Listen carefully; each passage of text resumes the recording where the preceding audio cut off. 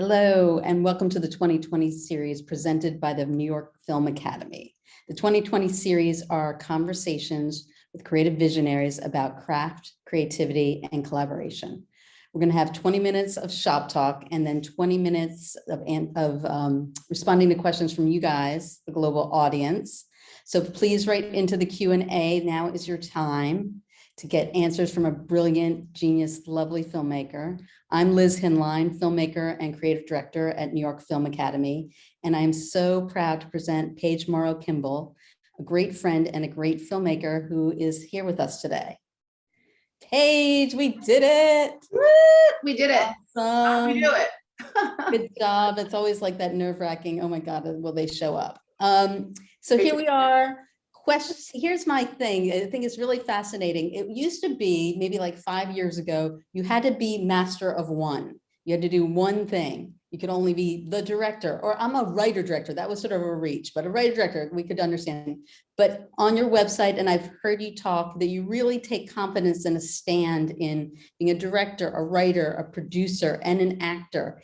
And what gave you A, the insight and courage to do that, and B, how have all those four sort of meshed and melded you as a filmmaker? Yeah, it's amazing. You're so right. I was thinking about that recently, how really very recently, 5 years ago, 4 years ago, something like that, I felt like I had to pigeonhole myself into one thing. Like I felt like I was too much, or I felt like if I said I was an actor, then no one would take me seriously as a director. If I said I was a director, no one would really want to hire me as an actor. I don't know. I think the zeitgeist has changed. I do. I think it's really great to be a multi-hyphenate, and I made the conscious decision after the pandemic, really, to pivot to just shouting out everything I am and not hide anymore. I think I was hiding being an actor, and it really stopped me in a way. Like you manifest your own really future, your own career, thinking positively and saying it, stating it, I think is a really empowering position to be in. So I think it's really helpful to be an actor who also directs, because acting informs your directing, directing informs your acting. There's no way you can really know an actor as a director if you don't walk in their shoes. So I would say if you're a multi-hyphenate, like many of us are, go for it, shout it, be it, embrace it. It works. And so what's it like? I was looking at some of your acting reel on your website. What is it like being the actor, being that you're a really, sophisticated, educated director? What is it like being the actor on a set? I feel like it's two different parts of my brain, which is why I have directed and acted once together, but I usually choose not to, because I think it's such different parts of my brain. I mean, as a director, I'm sort of watching the screen, and it's feeling what things I'm watching as an audience. If I watch myself as an audience, as an actor, I'm dead. It gets me in my head. So I really have to just be in my body as the actor and forget about what I'm doing the minute the camera rolls. And the preparation, actually, because you and I both have the same teacher, preparation is really similar for me. I mean, some of it, in terms of directing actors and actors coming up with choices, there is a crossover for sure. So my prep crosses over in that space, but when I'm actually on set working, there is definite separation. So you're not judging the director? No, well, sometimes a bad director, yeah. I mean, I've had it's funny, you know, as an actor, you go, okay, that's something I will never say when I'm directing. You get some poor direction, and it's usually result directing. It's the stuff that actors just no. And sometimes directors don't know, and some actors, by the way, prefer a result director. Just tell me what I need to know. I mean, everyone has a different process. Yeah. And also because you've done narrative, scripted, and non-scripted. There's so many names for it. It's like the docu-style, non-scripted, reality, maybe like the sort of lesser name of it or less exciting name of it. How has that informed like your scripted narrative work, working on docu-style stuff? I have to say, I love having that background. And yes, I love that people aren't calling it non-narrative, because when you do documentary, you're telling a story. Narrative means story, beginning, middle, and end. And documentary or non-scripted is definitely storytelling, narrative storytelling. For me, I definitely, because I came up through documentary, I have learned through that to be in the moment as a director and find those golden opportunities that sometimes in scripted, you get so set on your shot list and your, what you're going to do and making your day, that you forget to be in the moment in terms of your shots and what you're looking for. So I think being a documentary filmmaker, and I love playing in both worlds, again, keeps my skills sharp, keeps me in the moment as a scripted director, and it has really been great practice. And also we want, a huge shout out. We're going to talk about your latest short, which is winning all these festivals and it's all over the place. So Zach, let's play the trailer if you would please now, and then we'll get to the thing. We'll look at the project. Who is this artist? Does anyone know who the artist is that makes these fun, whimsical metal sculptures that are attached to telephone poles along Palms Boulevard? Yes, they are delightful, but probably the reason the artist is anonymous is because it's illegal to post anything on public utilities. So maybe anonymous is best.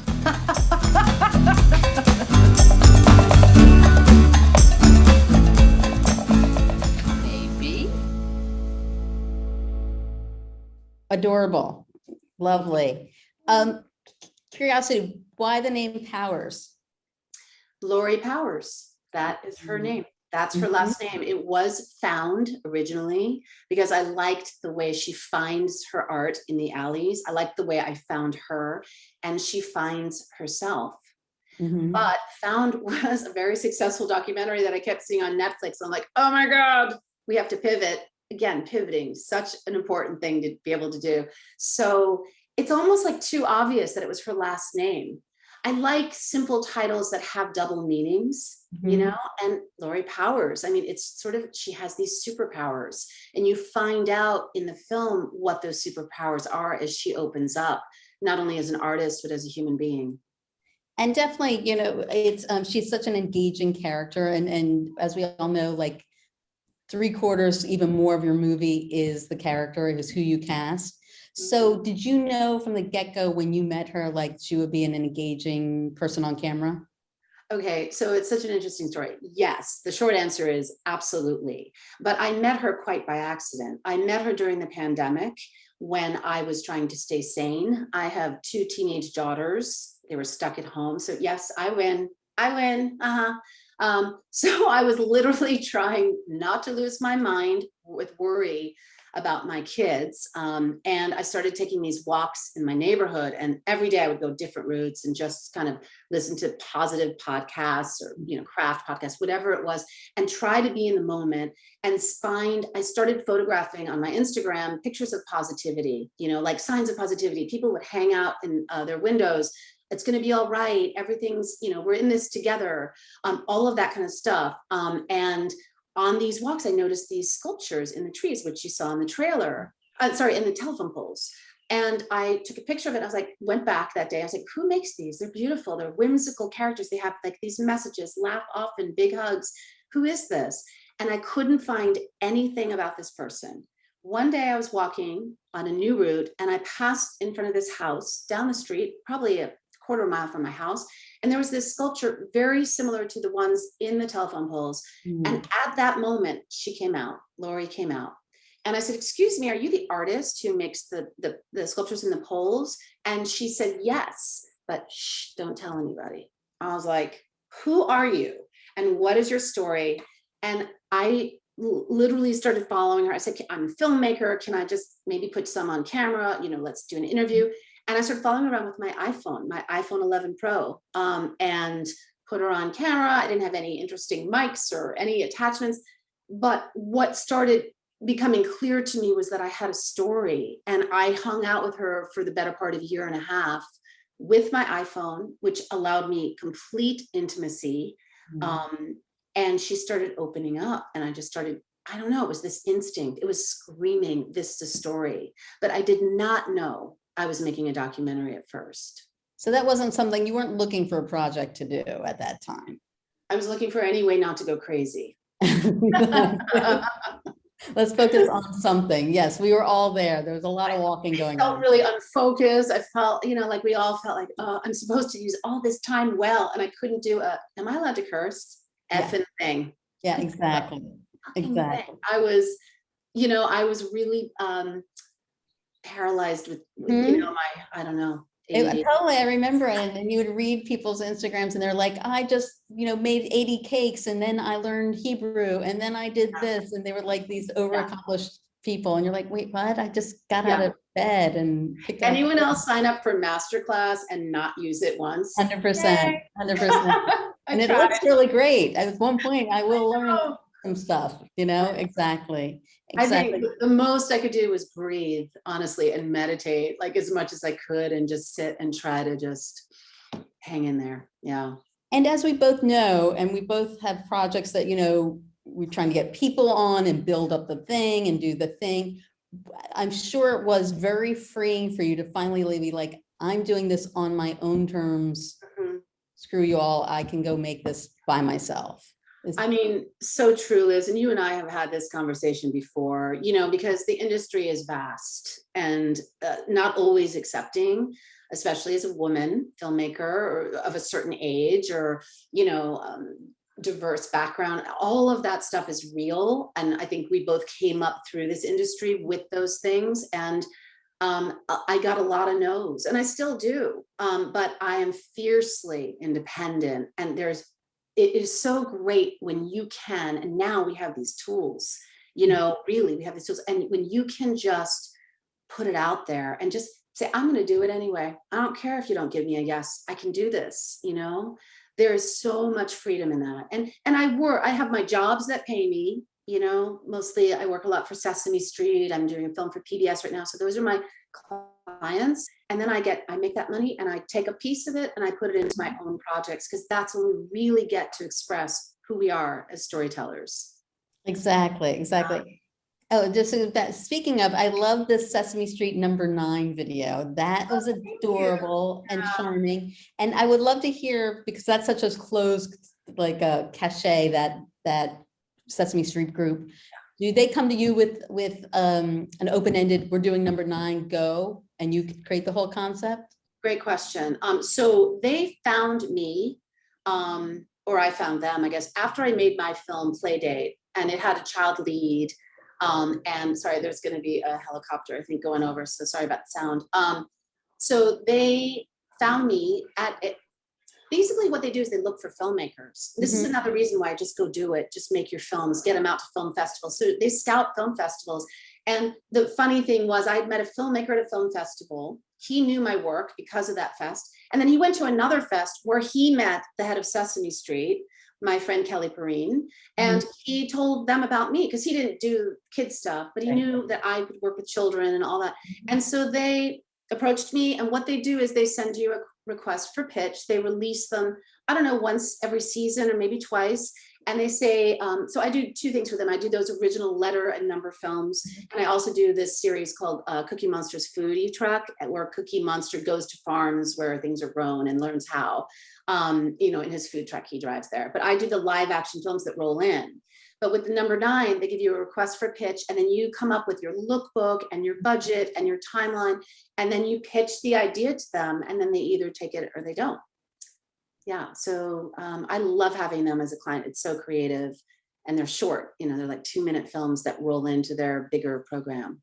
So how was it working with 9 children at the same time? It was so hard. I was like, couldn't we have gotten 3, number 3? Right, we had 9. But, I mean, my daughter was actually in that circus class, so I scouted a bunch of them, but I felt like this one was really visual, and the head of it was really used to, she was a producer at one point and a casting director. And so she helped me cast it, and we did it about, it was called, what was it, The Amazing #9. And it was all based in this circus studio. So that was a completely original concept. But there were definitely pitfalls. Like I fell into the trap. I didn't realize that for Sesame Street, you have to count right to left. So I'd done all this cool shooting in this movie theater piece, and I had them popping in because I thought it was more interesting. 1, 2, 3, 4, and they said, you have to go left to right. I was like, oh, this is like a VR nightmare. So, VFX nightmare. It was like, I had to fix that. There were things I had to fix. Right. Yeah. Super creative. And so in this journey now that you're sort of seeing, like, having your voice, and then there's like the industry, what are things that that are opening up for you mentally, I guess? Like, that's a great question, Liz. Let's see. I guess, I don't know. I guess that I don't need the yes, that I had a friend call me who does episodic directing, and look, you get paid a lot of money, and you have all these big toys and, great crew to back you, but there are limitations to that. So I guess what I'm saying is that I have such creative freedom when I work for myself. And with Powers, for example, there was no timeline, there was no deadline. I knew I wanted to finish it. I didn't want to drag it on, but documentary, time is good for documentary. right. Time is not good for scripted. That's a So good I think it's the freedom of when I make my own things that I can really play in my sandbox. I also noticed now, like, coming into my own, which we talked about, like, as I'm shouting it, I redid my website. A website is a great tool for finding out who you are, because you kind of have to state, like, on top of my website, I know I look at the world through a lens of positivity, and that's who I am. Like, kind of knowing what my voice is now has given me clarity to move forward in a way that's very specific and clear, and that's helpful. Yeah, and satisfying, and it's like, very okay, satisfying. satisfying. Yeah.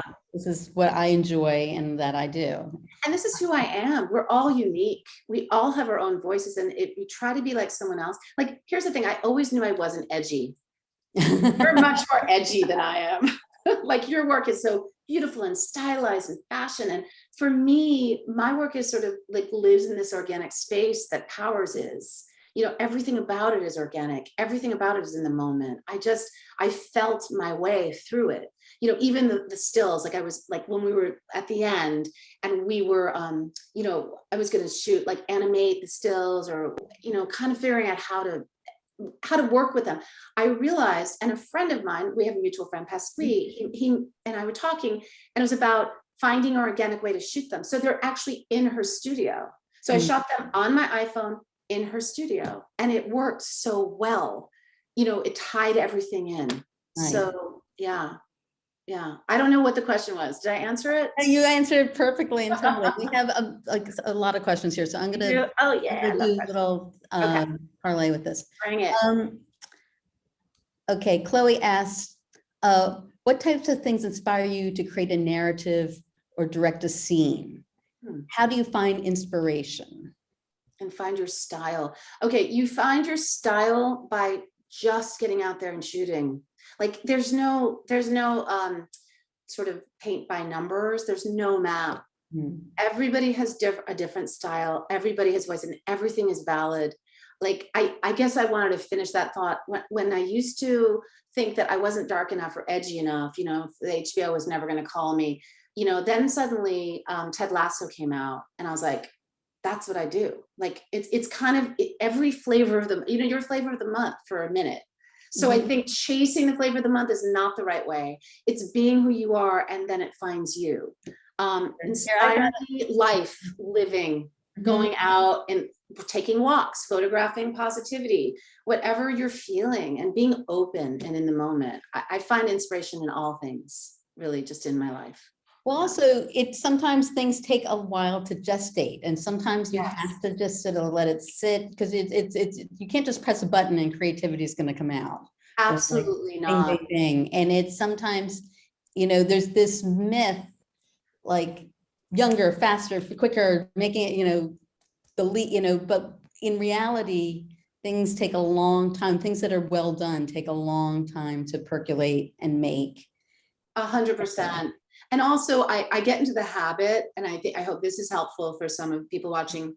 Anytime I have an idea, and it's usually like unfortunately in the shower, like, and I have to go, but I try to write it down. I try to email myself. So I email myself the idea, like if I'm driving, I'll stop when I type it out, send it to myself, and then I put it in an idea folder.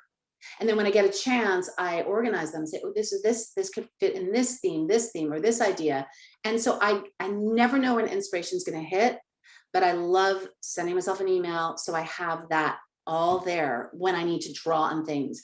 And then like, I'll get an idea and I'll just kind of check out what other people are saying or doing, like I made a divorce comedy and I was like, Google like divorce jokes or, like just Google what people are doing, what people are saying, and try to get inspiration that way. I mean, we all kind of ultimately, follow, like take ideas from each other, or we get inspired from each other. So that's another thing. Going to film festivals. Oh my God, I saw the best short films on this when I've been on the film circuit. Just watching other people's work is so inspiring. Well, I know when I get a twinge of jealousy that I wish I had done that. I know that is sort of but that's like my magic treasure map. I'm like, oh, okay, that's what I want to, that's what I'm calling to do, or that's what I want. Like Big Magic, like that whole, did you read Big Magic? Exactly. Elizabeth Gilbert. Yeah. Oh, it's so good. And it really is true. I mean, how many times have you had that idea and then you kind of, you think about it a little too long, and then damn it, there's my idea. It is right? Out in the universe. Well, and then that's for audiences. What the idea I loved is that there's an idea there's floating in the universe, and it's trying to land somewhere. And if you don't take it in and start actually activating it, it will jump to someone else who will. Yeah. But that is sort of the universal thing but ideas aren't as precious as either. 100%. It's actually the action on the idea. Yeah. So let me see what else people are asking. Okay, here asks, are filmmakers sometimes scared of what if the work doesn't turn out the way they imagined it? Sometimes. Well, I think honestly, it probably never turns out the way you imagine it. Because there's so many iterations of the work. It's what you thought of and where you finally got to, when you finally got through the thing, is going to be a different animal. Again, I think approaching documentary and approaching scripted are very different, right? Because documentary, it just unfolds sort of. You have this idea, you go with it, you have to experience it, live it, you're in the moment. That's what I love about it. And it's really created in post, With scripted, I mean, I think every single time I go into a scripted, like the week before, I'm like freaking out. I'm so nervous. We all get nervous. If you're not nervous, something's kind of wrong, I think. And so one time I was on a walk with my friend and I said, I'm so worried that this film is not going to be as good as my last one. It was, that one was successful. What if this one's terrible? What if it sucks? And she looked at me and she said, well, what's the worst case scenario? Will your family still love you? I was like, yeah. She's like, your kids will love you. Your husband will love you. Your friends will love you. I'll love you. So if it's not as good, we're going to still love you. You're going to be okay. It's like, and I tell myself that every single time I go in, like, what is the worst case scenario? Okay, this film sucks, but I still have all these great people and I have, I'm so fortunate in my life, and I just focus on that. And then I let go of results, because if you hang on, I'm telling you guys, if you hang on to results, that's the number one way to stop yourself, because we're artists. It's scary. It's vulnerable to put your whole heart out there and say, judge me. But it doesn't matter what people think. It matters what you think. It matters you're expressing a piece of yourself. That's so important. And you can do it. And nobody can tell you not to. I love it. You are like the positivity queen. 100%. Positivity 101 here. I love it. I love it. Yeah. What was this? Oh, Giovanni asks, do you think it's possible to combine a really personal work with the industry reality? Well, you're always going, I can start this way. Anything that any piece of work you do, any piece of work any filmmaker does, even if it's a script, it's because it's through their point of view, because it's through your point of view, you're always going to put your personal thing on it. There's impossible. Scorsese, the only way into the piece is through your personal background and history and taste and style and emotions and stuff like that. And I think, like, if you take the example of an episodic director, okay, they're it's, we always say this, Liz, and like our circles and the education things that we go to, like it's when you're an episodic director, it's like moving into the master bedroom, but you're the guest, right? So you're leading the show, but you have the writers and the producers, they've already established the look. It's like you're there to make your day. But you can always pick those 2 scenes or 2 things that you put your personal spin on. And if I direct something, Liz, and you direct the same episode, we're going to have different takes on it, even though it's the same script. So you can always put your voice, your stamp on something. And especially earlier in your career, you do have to deliver. Like when I make films for Sesame Street, it is my voice, but it's very specific and I have to serve the client. I'm there to serve the client. Like you're there to serve the writers, and the producer. It's that show. However, I do think as you go along in your career, you do get certain freedoms. People then come to you to make them a film. PBS saw Powers and asked me to make them a film about another artist. So they're commissioning it from me. I have to fall within certain parameters, but they like what I did. So now I have built up some freedom of what I see and how I want to tell it. So I think as you guys go along in your career and get more and more, like recognized, you will have those freedoms evolve naturally. But you're right, it's always personal, whether you're making it for someone else or you're doing your own. Yes. I wanted to ask, I've always wondered, how do you work with actors, being an actor and loving? You always ask me this. I probably do, but is there a methodology that you have, or is there a way in, and are you about rehearsal? Are you about casting? Yeah, I mean, I love rehearsing, but I don't love over rehearsing, because I do think it does lose that, kind of that in the moment feeling if you over rehearse it.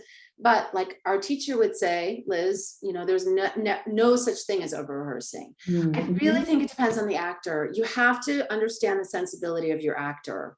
I don't think you want to over talk. I do talk a lot, so I'm very conscious on set to say as little as possible and not make it about me. I think you have to avoid getting into actors' heads. So there's some rules I follow. And again, I think it's practice. I really think the more you practice, the more those skills evolve.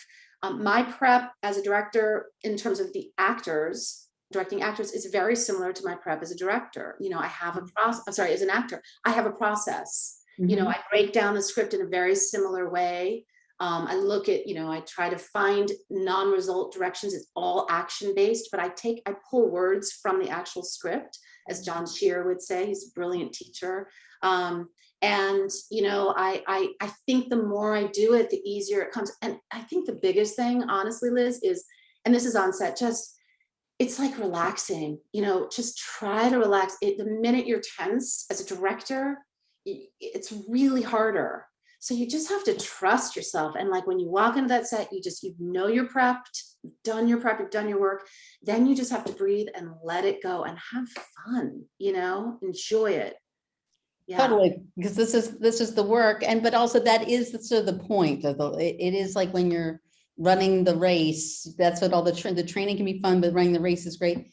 The afterwards and results it is who cares, because the point wasn't for the after result. The point was to experience the race and experience the time and to be lucky enough to be able to have that experience. And I think too, the crossover for me, like where it meets is like, as an actor, I was like, okay, feel my shoes. I try to feel my feet in the bottom of my shoes.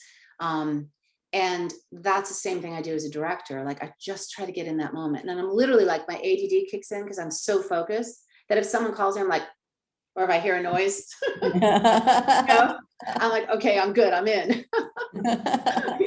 Well, it's definitely about grounding, and it is, and this is what I also learned. It's sort of like you do have to treat yourself as a working director, a working creative, a working artist, as an athlete. How does an athlete treat themselves? I know I heard Inarritu say that Michael Keaton, when he worked with him, that he couldn't get it. He lifted up, he says, give me a minute. He lifted up his shirt and literally put his stomach to the ground to ground himself, came back, did the take.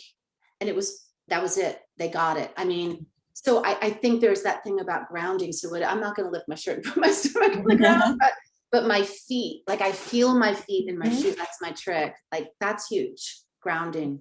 And comfortable shoes. Oh yeah, as a director, for sure. Yeah. And as an actor, I've Yeah. like been, I did it because I like to be on set so much when it's slow. I an extra sometimes, you know, background, which is a great way to get some experience. It's long days, but and I didn't have the right shoes, and I was just like, oh, you know, you want to have your Uggs right next to the shoes you're wearing for wardrobe. Just always have them. Yeah. And one thing I think that we both really vibe on is education and trying classes and trying out new things Yes. and getting interesting teachers and playing with ideas. And I just want to talk a little bit about how educating yourself is always like a continuous process. Always. I never stop taking classes. I never stop learning. And I take what I want from certain teachers and I leave the rest. I'm a person who likes different schools of thoughts, and you know, you kind of remember some things, and then the rest is probably not something that you need. So yes, constantly educating myself, constantly practicing. You know, I mean, these independent films, you can call them practice because you don't know what the result is going to be. So it's practicing your craft. You know, Todd Holland, who's a mentor of mine, says this. He says, to be in this industry, you practice your craft, you protect your joy, you network, and then repeat. And it's all about the repeat. And I think practice your craft is also about learning, you know, listening to others, attending webinars like this one, and, you know, and other, just taking class and as much as you can. 100%, 100%. We've got, so Jean asked, I've heard from funders, I don't get it. How can you produce, direct, and write? Have you heard this kind of thing in the past too? How can, sure, but I don't listen to that. I hear a lot of things. You know, you just have to drown out, like, okay, thank you very much, and you move on. I really think you have to be careful of listening to her, to what people say, because of course you can produce, direct, and write.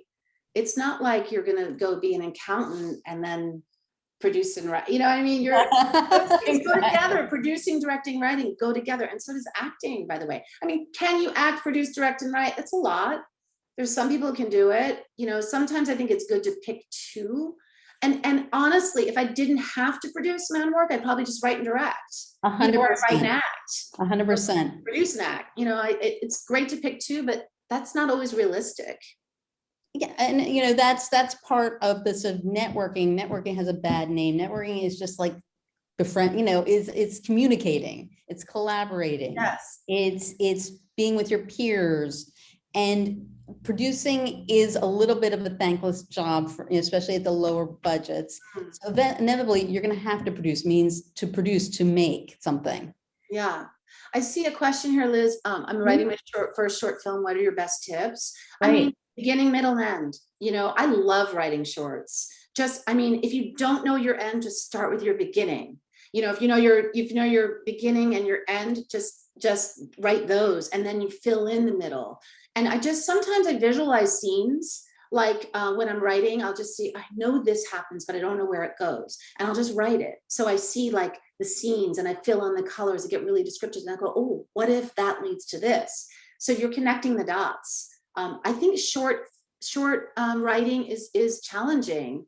But you know, I find writing features more challenging, just because it's just the sheer bulk and keeping it short, keeping it concise. But there's no real art to it. Just beginning, middle, and end, and start with what you have, and then just start dreaming it and write it down. Start Totally. And Yeah. it's going to edit and edit and edit, and you're going to have many versions all the way through the edit. Literally the day I'm shooting, I'm rewriting. Yeah. And with documentary, by the way, I'm moving in a frame to the right, moving in a frame to the left. I mean, I just sit here and I learned, that's another thing I did over the pandemic. I did learn Premiere Pro, because I was very frustrated through the years. I think giving direction to editors, can you please move that one frame to the left, and then it wouldn't work. I'm like, can you please move that 2 frames to the right? So being able to have, you know, learning these skills yourself. And I think, again, editing makes you an even better director, you know? So there's another hyphen I can add. Editor. Exactly. And DP, because I shot the damn thing on my iPhone, the whole thing. This thing right here is beautiful, 24 frames per second, 4K. Yes, oh, look at all the text messages I got. Um, I'm so popular. I'm so popular. Anyway, and then, you know, we should do another one of these on like how you shoot your iPhone, like how you got to get the right mics, and you know, there are lenses, you don't need them. I think you need lights and color. Yep, all that. I mean, there's definitely it is a trick though, because when you see these iPhone shot on an iPhone, big billboard things, most of the time it's not someone just picked up their iPhone and went snap. Oh There's my a God. lot of other things that go along with that. Let me say this. I had hundreds of hours of footage that I chose from. Okay. So it's not like I went out and shot this little, you know, this 20-minute film In like 2 days. in 2 days. You just can't do it. You've got to just, it definitely, I cherry picked the shots, you know. Did you use the phone that you go on the phone with, old school phone? Did you actually use that to shoot? Yeah. So you thought like I have to take this call? Yeah, but you put on like your Silence. or airplane mode. But I've made that mistake, made a lot of mistakes. Just shut it off while you're shooting. And there was the pandemic. Nobody was calling me. Sitting home. Yeah, so I loved that space and time without my phone and just using it as a camera. Yeah. Interesting. And did you do any like tutorials? You just went out and did the thing? I watched a lot of tutorials. Yeah. Moment.com is one of my favorite, you know, websites to buy lenses and stuff. And they have some really cool creators that I would learn from. And oh yeah, constant tutorials, especially in editing. I watched all, you know, so many because I was like, wait, how do I do this? And then I also hired an editor who edited alongside of me when she could, because I didn't have the money to really pay her a huge amount. So she would do a scene, I would do a scene. And then anytime I had a question, I could ask her. So surround yourself with people that know, who are very patient and don't mind teaching. And that's how we lift each other up. You know what I mean? 100%. And you help them, they help you, or you give them some cash, or you know, and now I've hired her, like I hired the same editor on Sesame Street. I'm about to hire again for PBS. It's like, that's it's how how it you works. build your creative community. Absolutely. 100%. And surrounding yourself with collaborators, you know, like my friend Adam Schlesinger, my friend Pasqui. Pasqui was just so helpful, and also just reaching out. And also with AWD, Alliance of Women Directors, I did the works in progress. So I was terrified to show it, but I showed it and I got great feedback. You can have a screening on Zoom, you know, anything, all those things help, but it does take bravery and commitment and passion. 100%. Paige, this is awesome. We are now at time. So where can people reach out to you or support you? What's your IG, stuff like that? Should I put it in the chat, or do you want me to just say it and you type it? You say it, and Zach should be putting it in the chat. chat. Zach, thank you. Well, my website is paigemorrowkimball.com. My 3 names. Sorry, it's long. But you can also contact me through there. There's a contact page, and I'm happy to talk to you if you have questions or want to reach out. And then I'd love it if you follow my Instagram at Paige Morrow Kimball. And also we have one for Powers, which is at PowersDocShort. And we just won, which is exciting. We just won the award Best Short Film at Outshine Miami, which I was like, really? Wow. I was amazed to win anything. I don't know why. I think because I made this film as just a gift to the world. And we also won Best Audience Women's Short at Cleveland International, both exceptional festivals, by the way. So it's exciting that they're back in person. Yeah. Really exciting. Well, this is so awesome. You are a great collaborator, teacher, and we so enjoyed having you today. I love being here. Thank you for having me. Thank you. And thank you, New York Film Academy, for presenting the 2020 series. Everyone be safe. Bye. Thanks, all.